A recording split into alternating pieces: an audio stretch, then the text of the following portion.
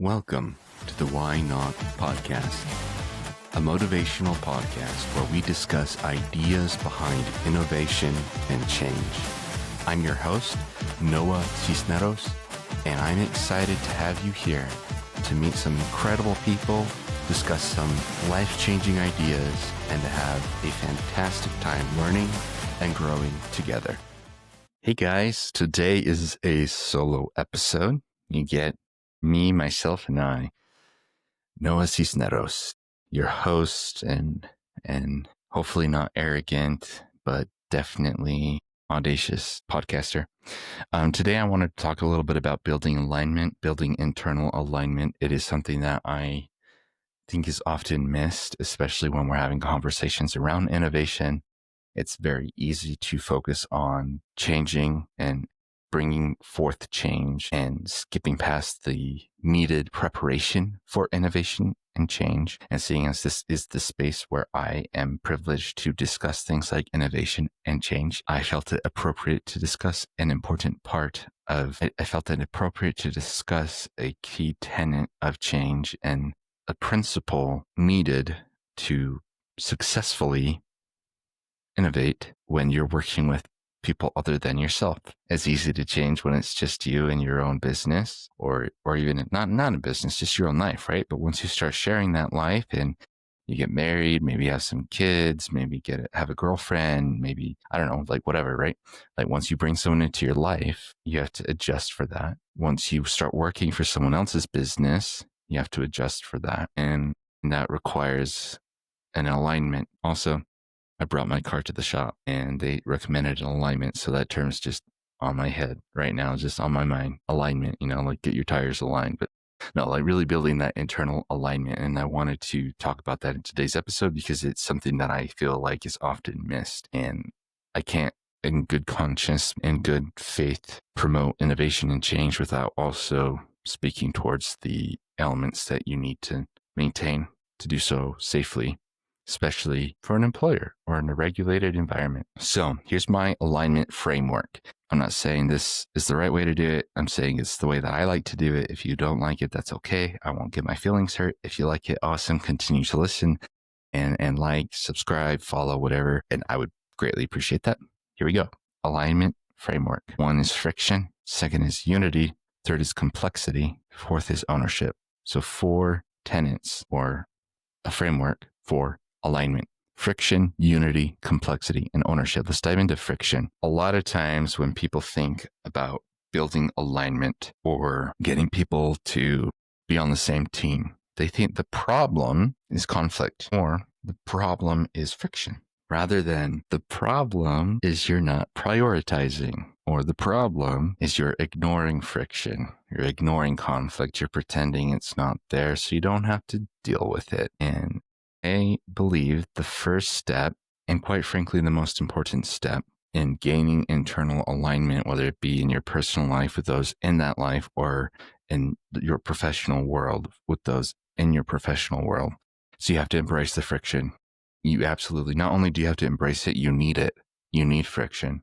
If you want to have good, solid internal alignment, you need to have friction. If everyone is just a yes man, you're not really getting alignment. You're just forcing initiatives on people who don't actually believe in them. And then we wonder why they fail, right? So friction, let me dive into that a little bit more. Friction leads to a few things. If you're thinking about a coworker that is annoying you, good. I'm not trying to go down like the interpersonal side of this. I'm strictly focusing on how you can build internally and innovate as a team, right? So friction leads to an increase in clarity. There might be things that you need to define, but won't until someone pushes back against your argument. So part of building a good argument is to clarify what you actually think and what you actually need. So friction can create that. It can increase that clarity. Friction can lead to understanding. A lot of times other members of your team will have different perspectives. Different departments have different perspectives. And for you to create an innovative, impactful change, you need to be aware of those, because it's not all going to be solved from your lane. It's not all going to be solved from your perspective, and you can only know what you know. And so embracing and navigating through maybe points of conflict can increase your understanding, which will improve the alignment. Friction can lead to accuracy, very similar to both the increase in clarity and the increase in understanding. Those combined create accuracy, and friction leads to quality. A great example of this, let's say you want to publish a news article, you're a copywriter, you're a newspaper editor, blogger, whatever, right? Now you're a writer and you're writing something and you want to publish it. And maybe if it was just your own show, you draft it up, hit publish without any standard of operating procedures or systems in place to qualify and vet friction. You would potentially produce content that is lower in quality. I'm guilty of this myself. Sometimes, not sometimes, but often there are typos in content I create. Sometimes there are poorly worded arguments. And when someone else pushes back on that, when someone else says, hey, you need to do this and do it better, or well, you missed this spot, or just creating that friction, just doesn't always have to be conflict, but creating that friction, the end result is a higher quality product. And when you're thinking of innovative procedures and systems and what you're going to change, like if you're going to bring about change, I implore that it is change for the better and that you create something of high quality, a change that is of good quality, that is impactful. The only way to really do that in a clear, accurate, understood way is friction. So friction can lead to quality. Another way to do this, right, is called a null hypothesis. So in statistics, there's this concept or theory, law, if you will, where it's called the null hypothesis, where essentially if you want to prove X, you go about researching and finding data to reject Y. So an example, you could have a checking account and you could say your null hypothesis, you prove your alternative. And so the theory is this: statistics null hypothesis is where you prove your alternative hypothesis by testing its opposite or null hypothesis. So an example is a null hypothesis could be your checking account customers only care about their rate. Alternative hypothesis could be your checking account customers only care about not getting bank fees, right? So and let's say you want to test how important bank fees are to your customers. You don't go about proving your customers you don't approach that problem according to the null hypothesis theory by proving customers only care about having no fees. You go about proving that test of the fees by getting enough data and testing to reject the null hypothesis that customers only care about the rate. Obviously, that's a little bit oversimplified to say that the only world in which a customer would want a checking account is the rate or the fees.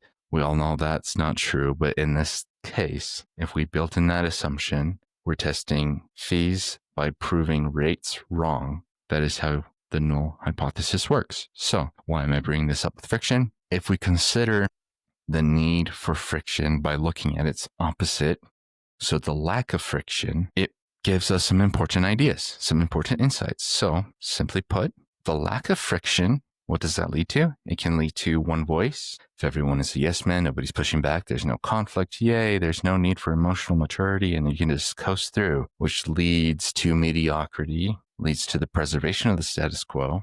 Don't get me wrong, sometimes the status quo is good. Unless it's a situation where you're stagnating and declining, then it's probably not good. And if you avoid friction, you probably won't ever change that. The lack of friction leads to tradition, and it leads to a fixed viewpoint. So if you avoid conflict like the plague, and if you treat it as a evil, especially within your organization, if you want everyone to go into a board meeting and all agree, I'm not saying all be on the same page because that's different. We'll get to that, but you want everybody to agree. You want there to be no friction, it to be a smooth, seamless, non-emotional, non-combative, non-argumentative situation, which sounds very comfortable. If you want that, you're probably going to have some serious mediocre talent. You're going to have stagnating performance metrics. You're not going to be growing. You're going to have to force your direction or at least eliminate everyone that doesn't want to be a yes man. But at the very, very least, the thing you don't have is alignment. It might feel like alignment because you are all in agreement, but my argument is that alignment is more than just agreeing. It means that your needs and those in your team, their needs are met with your initiative because you are aligned. You're not the same, you're aligned. So let's talk about that a little bit more. Let's dive into that side. I propose to you that alignment is about emotional maturity. Why? Well, because you have to be okay feeling uncomfortable. You have to be all right talking to your executive team, talking to your VPs, talking to your frontline workers, and disagreeing. You need to be okay with your customer support manager telling you that they disagree with your initiative. You need to be okay with having alternate voices and having that disagreement being spoken to your face. You need to be all right with that emotion. You have to be able to sit with that if you're going to navigate it and come through on a strategic and impactful alignment. You just have to. If you're not emotionally mature and you want everyone around you to agree and you avoid conflict and friction at all costs, like, you're not going to be aligned. You're going to be able to force your initiatives, but that's going to hurt you in the long run. So you cannot have accurate alignment without first navigating through friction. Okay. I think we beat that to death. So let's talk about unity. The next element, unity. So I mentioned earlier, there's a difference between everybody agreeing and everyone being on the same page, or everyone being in alignment, right? The reason you navigate through friction is to arrive at unity. What is unity? What is unity? One team, one fight. I love that saying. It's used in the military. It's used in some forms of literature, and I highly recommend it because it is a beautiful way to keep things on track. One team, one fight. The dichotomy here between friction and unity is that alignment is achieved through friction. It is only impactful when everyone joins together, right? If you want an initiative be its best, if you want an innovative change to work, you have to have alignment.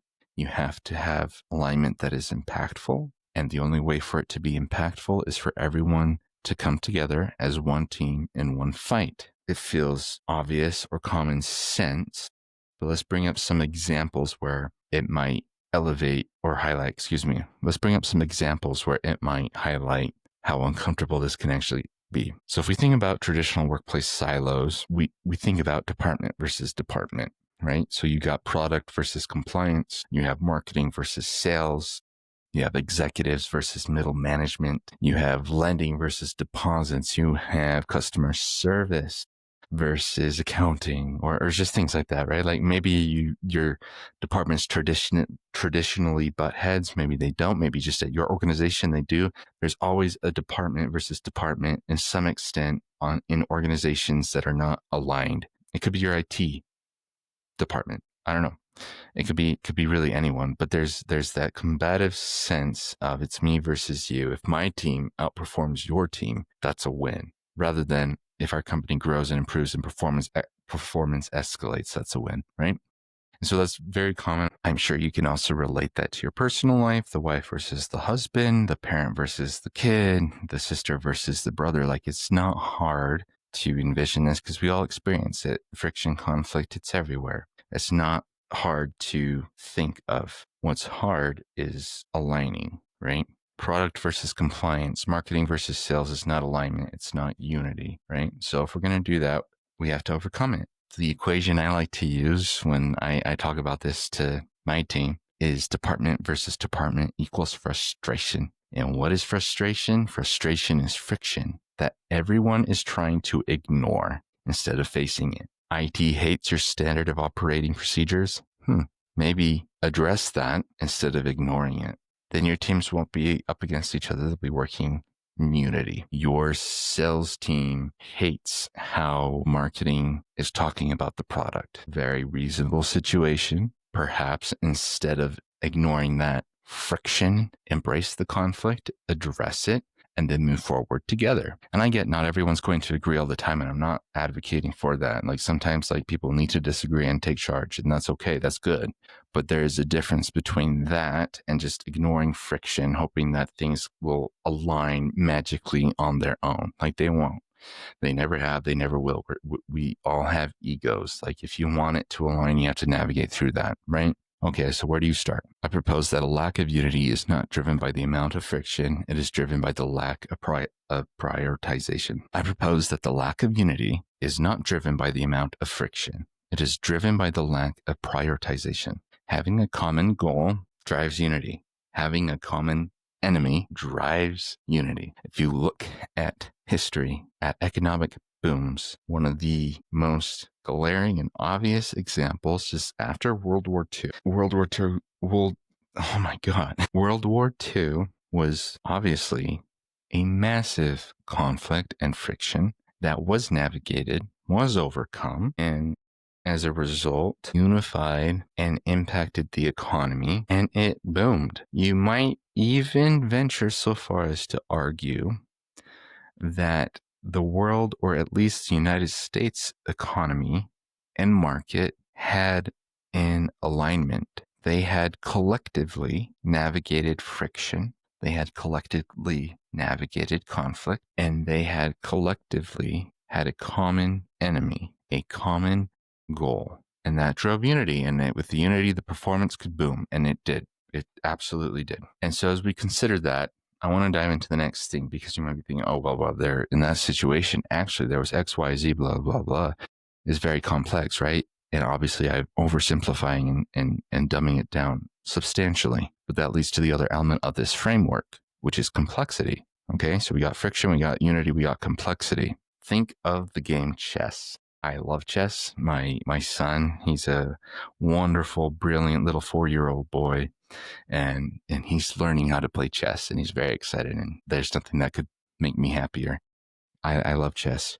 In the game of chess, and you don't have to be familiar with it for this to be impactful or resonate, but in the game of chess, you have several different pieces that have several different abilities. You have pawns. They have minimal movement, but they play a critical role in your strategy. You have rooks and bishops. They can move fast and deadly, but they do have some limitations. You have knights. They use a series of complex moves. You have queens, who essentially hold all abilities of players on the board, save the knights.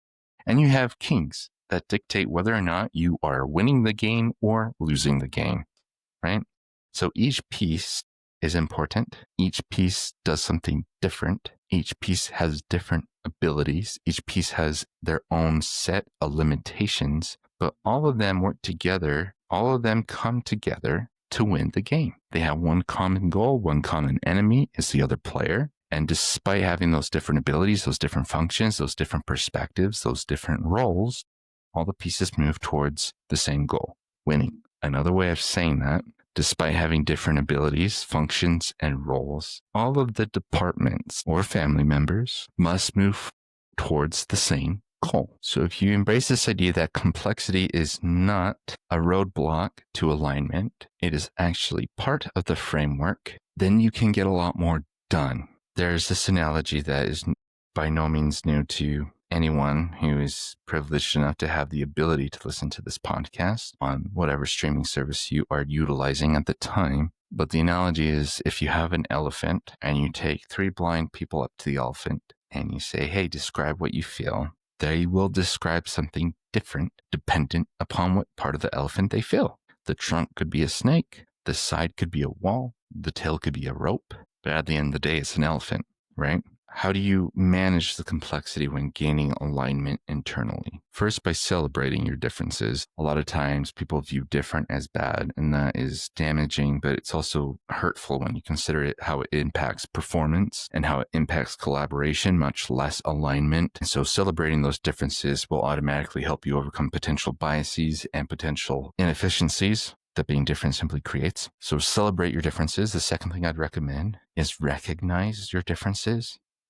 And how is that different from celebrating them or embracing them? Well, recognizing is actually acknowledging that an accountant will look at a problem differently than a sales manager. It's obvious to everyone who's not an accountant and to everyone who's not a sales manager, but if the sales manager and the accountant get in the same room trying to solve the problem, they might get frustrated at how the other person is seeing the problem in the first place, let alone trying to solve the problem, right?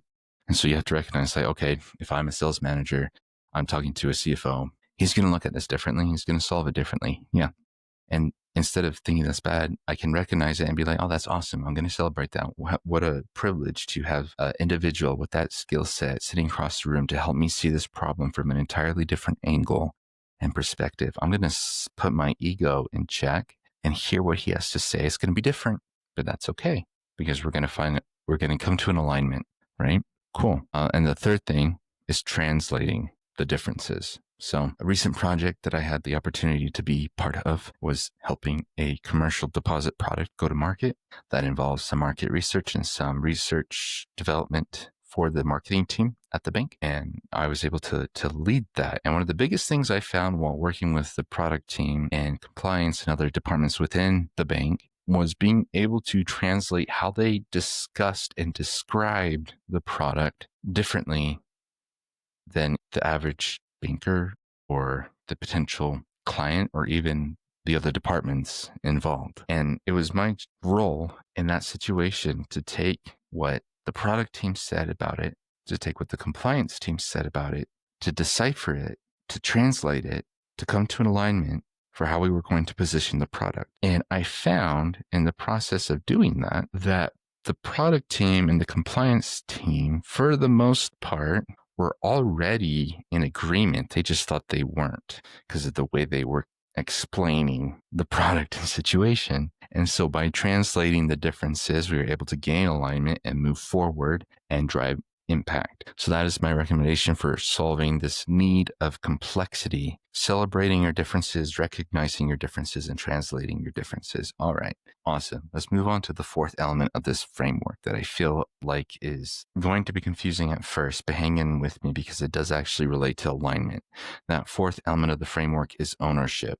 It's easy to believe that ownership is about getting the product owners to take ownership. It's easy to believe that ownership is about getting leadership to take ownership.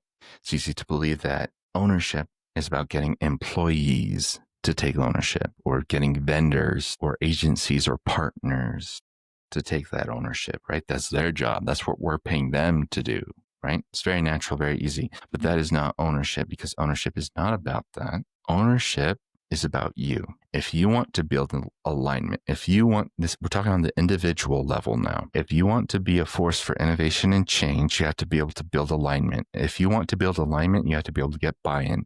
If you want to get buy-in, you have to be able to own it. Ownership is about you. It's not about the product owners. It's not about leadership. It's not about employees. It's not about your vendors. It's about you. You will never get anybody else to take ownership until you take ownership yourself. Jocko Willink obviously is one of the most well-recommended, well-articulated, and phenomenal authors on this subject. If you want to learn more about this, he has a whole Extreme Ownership Academy.